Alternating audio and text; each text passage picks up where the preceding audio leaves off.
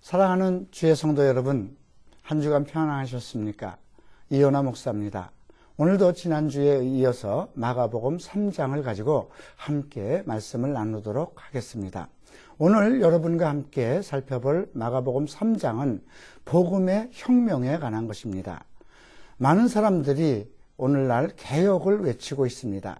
개혁이라는 것과 혁명은 근본적으로 다른 의미겠죠.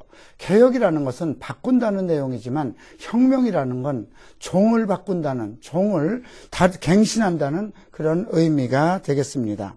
우리나라에서도 계속해서 어떤 개혁을 요구하고 있지만 우리가 누룩이 퍼져나가고 있는데 하얀 가루를 계속 넣는다고 해서 그것이 바뀌겠습니까? 그래서 예수 그리스도께서도 이제 유대인들 속에서 나타난 많은 문제점들, 이스라엘 백성들 속에서 근본적으로 바꾸지 아니하면 안 될 그러한 사항을 직감하셨습니다. 그래서 예수께서는 새로운 시대를 열어가기 위해서 복음의 혁명을 일으켜야 할 그러한 생각을 가지셨던 모양입니다. 그래서 예수님께서는 이제 제일 먼저 혁명의 주체 세력을 이제 선정하게 되는데 그것이 우리가 오늘 함께 살펴본 주요 설교 내용이라고 보겠습니다. 오늘 우리가 함께 살펴볼 마가복음 3장은 크게 세 단락으로 나누어집니다. 1절부터 12절까지는 혁명의 시대를 요구하는 그러한 시대적인 관점을 살펴보겠습니다. 또 13절부터 19절까지는 혁명의 주체 세력에 대한 것을 살펴보겠습니다. 또 20절부터 35절까지는 그 혁명을 완성하기 위해서 꼭 필요한 필수적인 것을 살펴보도록 하겠습니다. 그 당시 예수께서 이제 복음을 위해서 전면적으로 모든 것을 바꾸지 아니하면 안 될 그러한 시점에 온 것은 먼저 예수께서 어떠한 일을 하시는 것에 대해서 유대인들이 많은 제동을 걸었기 때문에 그렇습니다. 예수님께서 안식일 날 그 손 마른 자를 보시고 그를 고치셨습니다.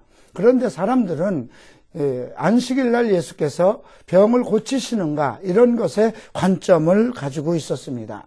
그래서 예수님은 안식일에 선을 행하는 것과 악을 행하는 것, 생명을 구하는 것과 죽이는 것 어느 것이 옳으냐고 물으셨습니다. 과연 오늘날 우리가 주일이라는 그 날은 어떤 의미가 있을까요? 주일날 예배를 본다는 그런 개념에 빠져 있기도 합니다. 그러면 여러분들 주일에 예배를 보러 오는 과정 속에서 어느 정말 위급한 환자를 만났다고 하십시다. 또 내가 돕지 아니하면 안 될 그런 상황을 보았다고 하십시다. 여러분들은 주일 예배를 드리기 위해서 그것을 도외시하고 교회로 가야 할 것인가? 아니면 그 한 사람의 생명을 고쳐야 할 것인가? 그를 도와야 할 것인가? 이런 갈등이 생기게 되겠죠. 많은 사람들은 아마 저 사람은 다른 사람이 도울 수 있겠지 하고 교회로 나가서 예배에 참가할 것입니다. 오늘 이러한 문제가 그 당시에도 동일하게 일어났던 것입니다. 예수님께서는 이제 그 유대인들의 그러한 바뀌지 않는 그들의 의식과 생활과 어떠한 그 소망에 대한 것이 전혀 바뀌지 않는 것을 보고 있었습니다. 그러나 예루살렘을 비롯해서 유대, 그 다음에 또 두로와 시돈 근처에 이르기까지 허다한 무리들이 예수님을 찾아 나왔습니다. 종교적인 집단, 유대인들은 예수 그리스도께서 일하시는 것을 원치 않았습니다. 그러나 그 당시 질병과 귀신에 눌린 사람들은 예수 그리스도를 찾아 나왔습니다. 이에 예수님께서는 이제 시대가 바뀌지 아니하면 어떠한 주체 세력이 바뀌지 아니하면 안 되겠다는 그러한 그 마음을 가지셨습니다. 그래서 예수님께서는 이제 자기와 함께한 많은 제자들을 중에서 12 사도를 이제 부르시게 됩니다. 자, 13절을 보면 주께서 산에 오르사 자기의 원하는 자들을 부르시니 나아온지라 이렇게 기록되어 있습니다. 자기와 함께한 자, 자기와 원하는 자, 여러분, 어떤 의미가 있을까요? 먼저 어떤 일을 할 때 자기가 원하는 자들이 필요하겠죠. 어떤 세력에 의해서 제시된 사람들이 아니라 어떠한 특정한 일 특기가 있고 어떠한 능력이 있어서 별도의 사람들을 채용한 것이 아니라 자기가 원하는 사람들을 부르셨다는 것입니다. 오늘 우리도 어떠한 일을 할 때 내가 원하는 사람들을 사용하는 것이, 그들을 부르는 것이 원칙이겠죠. 그런데 주님께서 원하는 자들을 부르셨을 때 그 12명이었습니다. 이 12이라는 숫자는 이스라엘 민족에게 있어서 특별한 의미입니다. 야곱을 통해서 12부족이 제시되었죠. 이것은 하나님의 섭리 가운데 있음을 뜻합니다. 그래서 예수님은 이제 12의 제자를 불러서 그들을 사도로 세우십니다. 먼저 그들을 부르심에 있어서 몇 가지 그 목적, 그 부르신 이유가 14절에서 제시되고 있습니다. 이에 12를 세우셨으니 이는 자기와 함께 있게 하시고 또 보내사 전도도 하며 귀신을 내어 쫓는 권세도 있게 하려 함이로라, 이렇게 기록되어 있습니다. 먼저 자기와 함께 있게 하시고, 이 의미는 무슨 뜻일까요? 함께 한다는 것은 모든 것을 공유한다는 뜻입니다. 우리가 가족과 함께하고 우리가 이웃과 함께 한다는 것은 내게 가지고 있는 좋은 것을 함께 공유하기도 하고 내가 가지고 있는 어떤 환경 또 어떤 고통의 문제까지도 함께 공유한다는 뜻이죠. 만약에 우리 가족이 함께하지 않는다면 이것은 큰 문제가 될 것입니다. 두 번째는 보내사 전도도 하며 하셨습니다. 보낸다는 의미는 사도의 어원이기도 합니다. 예수님께서는 하나님께서 보내신 메시아입니다. 우리에게 보내신 분입니다. 그렇기 때문에 주께서 사도들을 보내셨다는 것은 예수 그리스도께서 이 땅에 하나님이 보내신 것과 같은 그러한 특별한 의미가 부여되고 있습니다. 세 번째는 전도도 하며, 이렇게 기록되어 있습니다. 전도라는 것은 복음의 전도입니다. 하나님의 말씀의 전도입니다. 구원의 메시지이기도 합니다. 그러니까 그 사도들이 궁극적으로 해야 할 일은 복음의 전도가 되겠죠. 그리고 네 번째로 귀신을 내어 쫓는 권세도 있게 하려 하심이라 했습니다. 여기서 귀신을 내어 쫓는 권세라는 말은 특별한 의미가 있습니다. 그것이 자기네들의 능력으로 하는 것이 아니라 하나님의 권세로 한다는 것이죠. 오늘날 많은 사람들이 귀신을 쫓는 그런 은사를 가졌다고 합니다. 그런데 마치 그들은 그 능력이 자기에게서 나오는 것처럼 상당히 자랑을 하는 사람들이 있죠. 그러나 예수께서는 그 사도들에게 귀신을 내어 쫓는 권세도 있게 하셨다 했습니다. 우리가 이런 것이 오늘날 우리를 택하시고 부르신 그러한 의미도 된다는 것을 좀 알 필요가 있겠죠. 자, 그리고 이제 12명의 제자들의 이름이 거론되기 시작합니다. 16절을 보시겠습니다. 이 12를 세우셨으니 시몬에게는 베드로란 이름을 더하셨고 또 세베대의 아들 야고보의 형제 요한이니 이 둘에게는 보아노게 곧 우레의 아들이란 이름을 더하셨으며 또 안드레와 빌립과 바돌로메와 마테와 도마와 알페오의 아들 야고보와 및 다데오와 가나안인 시몬이며 또 가롯 유다니 이는 예수를 판자라, 이렇게 기록되어 있습니다. 먼저 흥미로운 것은 베드로와 그 야고보와 요한의 이름을 바꾸셨다는 것입니다. 그런데 여기에서는 바꾸었다는 그런 말씀이 아니고 더하셨다고 하셨습니다. 바꿨다는 것은 계명이 되겠죠. 우리가 구약에서 아브라함의 이름을 아브라함, 사레의 이름을 사라, 야고보의 이름을 이스라엘이라 바꾸셨습니다. 그것은 그들의 이름을 계명하신 것입니다. 이름을 바꾼다는 것은 인격을 바꿨다는 것이기도 됩니다. 그래서 구약의 시대에서 많은 그 부르신 종들의 이름을 바꾸신 것은 그들의 인격 전체를 바꿔야 할 필요성이 있었기 때문에 그렇습니다. 그러나 예수님은 제자들의 이름을 바꾸신 것이 아니라 더하셨다고 그랬습니다. 더했다는 것은 무엇일까요? 부족한 것을 채우는 것이 되겠죠. 그들이 가지고 있는 많은 좋은 점, 많은 좋은 그들의 능력, 달란트에 하나님의 능력을 더하셨다는 의미도 되겠습니다. 자, 그러면 시몬에게는 베드로라는 이름을 더하셨다는 의미에 대해서 좀 살펴보겠습니다. 베드로라는 것은 우리가 다 아는 것처럼 반석이라는 뜻입니다. 자, 왜 그러면 시몬에게 반석이라는 이름을 더하셨을까요?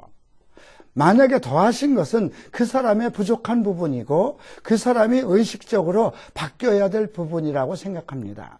어쩌면 베드로는 그 본성이 상당히 직관적이고 충동적인 사람이었을지도 모릅니다. 복음서에 나타나는 베드로의 많은 일들, 주님과의 관계에서 나타난 많은 사건들을 봤을 때 베드로는 분명 충동적이고 직관적인 사람이었습니다. 그에 비해서 야고보와 요한은 보아너게 우레의 아들이라는 이름을 주셨습니다. 왜 그런 이름을 더하셨을까요? 아마 베드로와 또 야고보와 요한은 서로 상반된 그러한 성격을 가지고 있었을지도 모르겠습니다. 저는 일본에서 7년 동안 생활을 했습니다.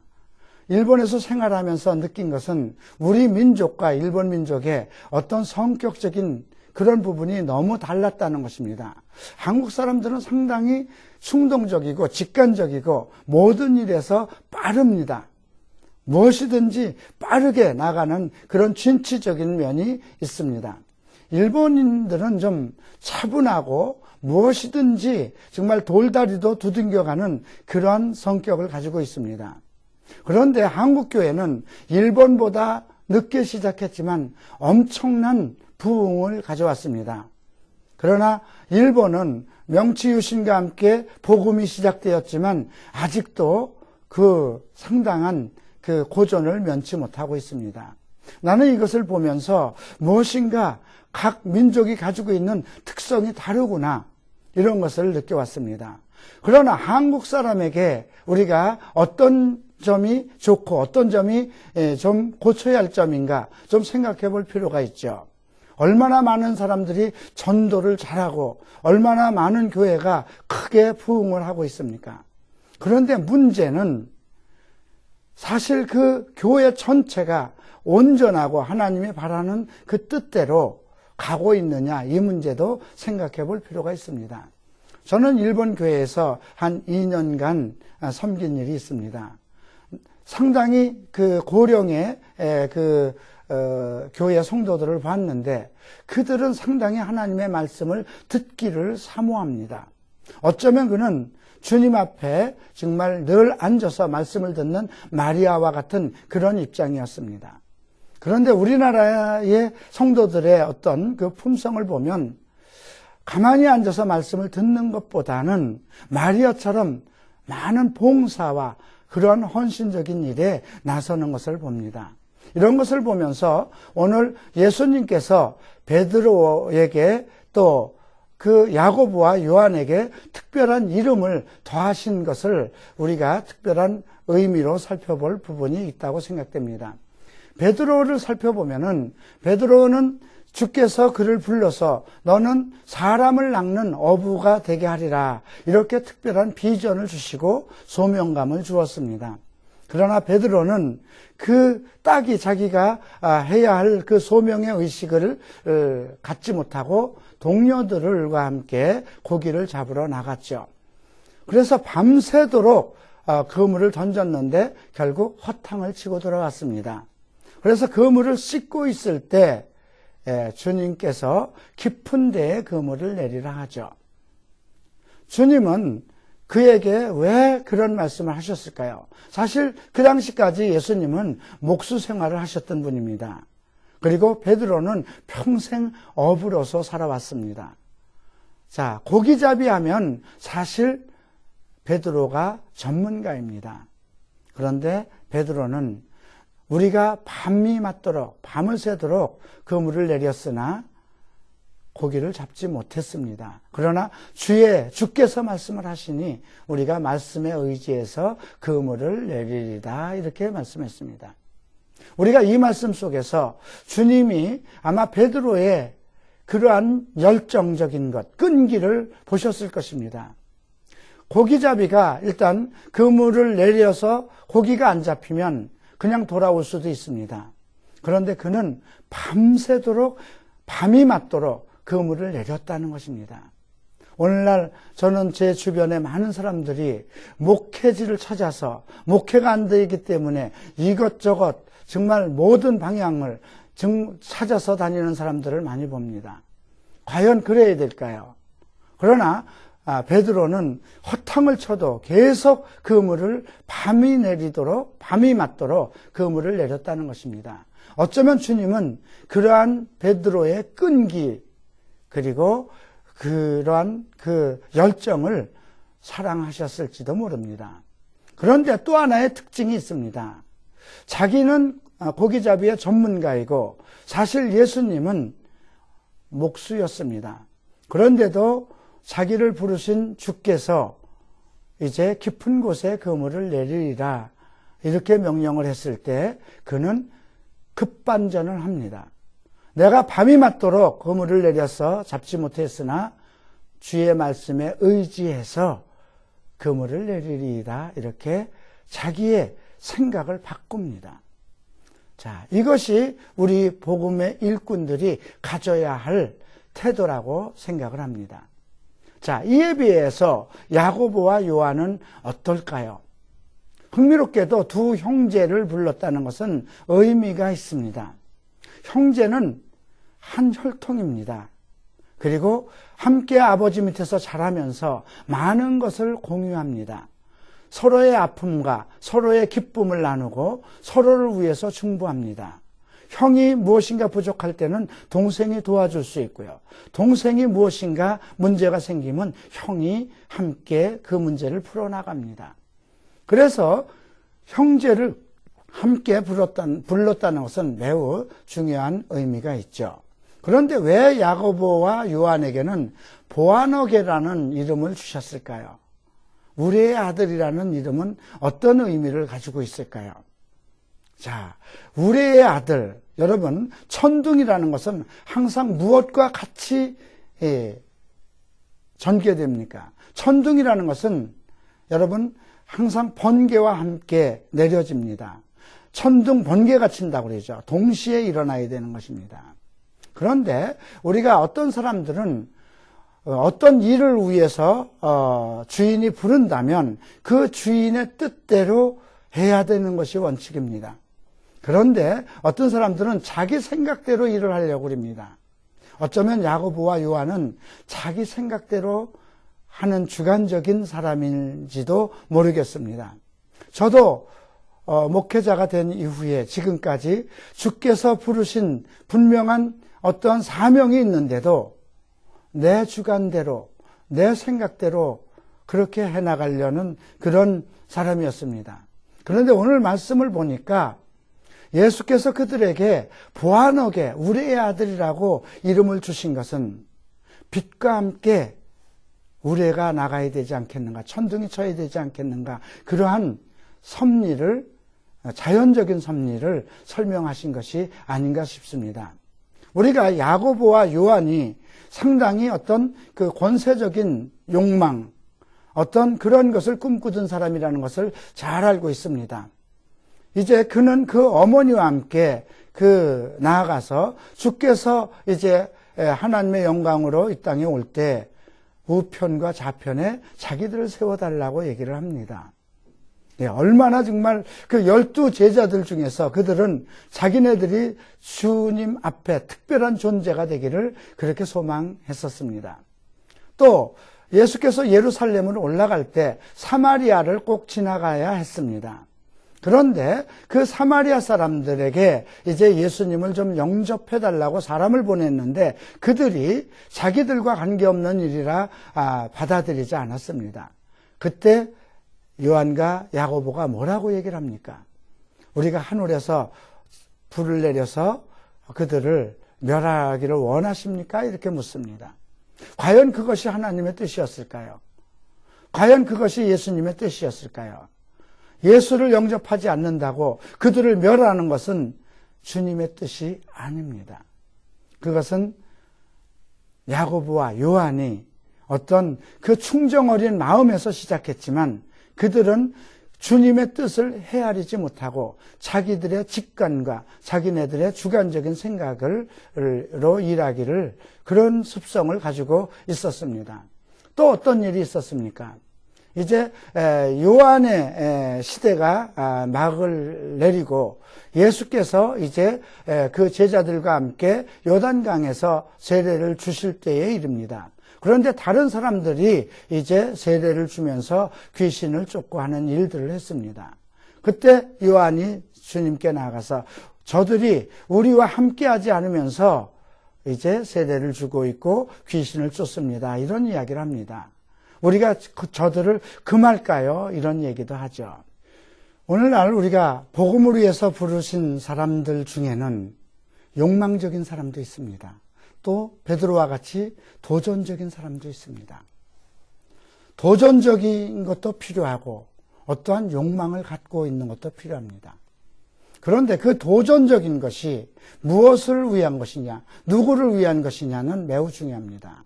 또 우리가 가지고 있는 열정과 욕망은 과연 내 생각이냐, 주님의 뜻이냐, 이것은 매우 중요합니다. 예수께서 제자들을 부르신 것은 자기들의 일을 하기 위한 것이 아닙니다.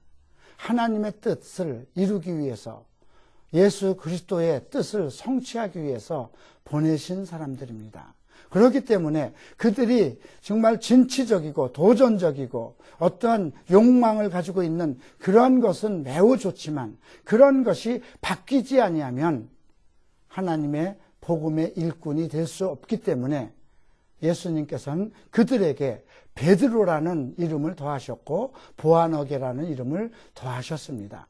베드로라는 이름은 반석입니다. 흔들리지 않는, 하나님의 계획을 위해서는 흔들리지 않는 사람을 요구합니다. 또 보아너게라는 이름은 항상 하나님의 뜻과 같이 가야 된다는 그런 의미가 부여되고 있습니다. 자, 이제 다음을 보시겠는데요. 이제 주님은 그들에게 또 특별한 말씀을 하십니다. 자, 23절을 보시겠습니다. 예수께서 저희를 불러다가 비유로 말씀하시되 사탄이 어찌 사탄을 쫓아낼 수 있느냐. 또 만일 나라가 스스로 분쟁하면 그 나라가 설 수 없고 만일 집이 스스로 분쟁하면 그 집에 설 수 없고 만일 사탄이 자기를 거스려 일어나 분쟁하면 설 수 없고 이에 망하느니라. 사람이 먼저 강한 자를 결박지 않고는 그 강한 자의 집에 들어가 세간을 늑달지 못하리니 결박한 후에야 그 집을 늑탈하리라. 내가 진실로 너희에게 이르노니 사람의 모든 죄와 무릇 회방하는 회방은 사하심을 얻되 누구든지 성령을 회방하는 자는 사하심을 영원히 얻지 못하고 영원한 죄에 처하느니라. 자, 이 말씀을 하신 그 이유는 그 예수 그리스도를 가리켜서 귀신의 왕 바알세불이라고 유대인들이 말하였습니다. 그 말씀과 관련돼서 예수님께서는 말씀하십니다. 내가 만약에 사탄의 왕 바알세불이라면, 내가 귀신의 왕이라면 어떻게 귀신이 귀신을 쫓아내겠느냐, 이런 말씀입니다. 그러나 이 말씀은 제자들에게 또 다른 그 은유적인 대유적인 메시지를 전달하고 있습니다. 분열에 관한 것을 얘기하고 있습니다. 만약에 제자들이 자기 욕망과 자기 도전적인 정신을 가지고 복음의 일을 한다면 교회는 분열될 수밖에 없습니다. 그래서 그 스스로 자기 안에 있는 욕망, 그런 것을 완벽하게 그 탈취하지 않으면, 그것을 이겨내지 아니하면 결국 복음의 일꾼으로서 사도로서는 실패할 수 없다는 그러한 특별한 의미를 제공하고 있습니다. 그래서 사람이 먼저 강한 자를 결박지 않고서는 그 강한 자의 집에 들어가 세간을 늑탈치 못하리라. 이 말씀은 자기 안에 자기를 주관하는 그런 욕망과 자기 중심의 직관과 충동적인 그런 부분을 억제하고 그것을 정리하지 않으면 안 된다는 것입니다. 그러면 무엇으로 그런 문제를 해결할 수 있을까요? 성령의 지배를 받는 것입니다. 오늘 29절에서 누구든지 성령을 회방하는 자는 사심을 영원히 얻지 못하고 영원한 죄에 처하느니라 했습니다. 사도들은 주께서 부르셨지만 그들이 사역을 위해서는 예수님께서는 그들에게 성령을 주셨습니다. 사도로서 일할 수 있는 그 성령의 능력을 허락하셨습니다. 그럼에도 불구하고 그들이 자기의 본성에 의지해서 충동적이고 직관적이고 그리고 자기 욕망을 성취하기 위해서 일을 한다면 그것은 용서할 수 없는 것이라는 것입니다. 예수 그리스도께서 메시아로 오셨습니다. 만약에 그 메시아의 영, 성령이 그에게 임했는데 그가 자기의 욕심을 가지고 일을 하려고 했다면 하나님께서 그를 어떻게 하시겠습니까? 마찬가지입니다. 사도들도 그러한 문제에 대해서 지금 주님이 언급하고 계시는 것입니다. 마지막으로 특별한 내용이 나옵니다. 이제 예수께서 귀신 들렸다는 소리를 듣고 이제 그 가족들, 어머니와 자매들이 몰려왔습니다. 그래서 주변 사람들이 당신의 어머니와 동생들이 밖에 와서 기다립니다. 이렇게 이제 예수께 구하니까 누가 내 모친과 동생이냐? 여기 앉아있는 그 자기를 따르는 그들을 보고 이들이 내 모친이며 동생이라. 그렇게 가르칩니다. 누구든지 하나님의 뜻대로 하는 자는 내 형제여 자매여 모친이라 하셨습니다. 무슨 말씀일까요? 우리가 하나님의 뜻대로 하는 것, 자기의 욕망, 자기의 직관, 자기의 어떤 충동적인 것에 흔들리지 않고 오직 성령의 지배를 받으며 하나님께서 명하신 그 일을 성취하는 자들, 어떤 혈육을 따르지 않고 오직 하나님의 계획하신 그 뜻을 따라서 일하는 사람들, 그런 사람들이 하나님의 또 예수 그리스도의 형제와 자매가 되겠죠. 사랑하는 성도 여러분, 우리는 어떻습니까? 우리는 한 교파와 우리 각 교단 중심으로 일을 합니다. 너무 충동적이고 너무 직관적이고 너무 욕망적으로 활동하지는 않습니까? 그러나 주님께서는 하나님을 사랑하는 자들은 이웃을 사랑하는 당연한 그러한 원리를 우리에게 제시했습니다. 이제 우리는 오직 모든 형제, 모든 교회가 한 하나님의 자녀가 되고 또 형제가 되어서 복음의 뜻, 그리스도의 뜻, 하나님의 뜻을 성취해 나가야 될 것입니다. 감사합니다.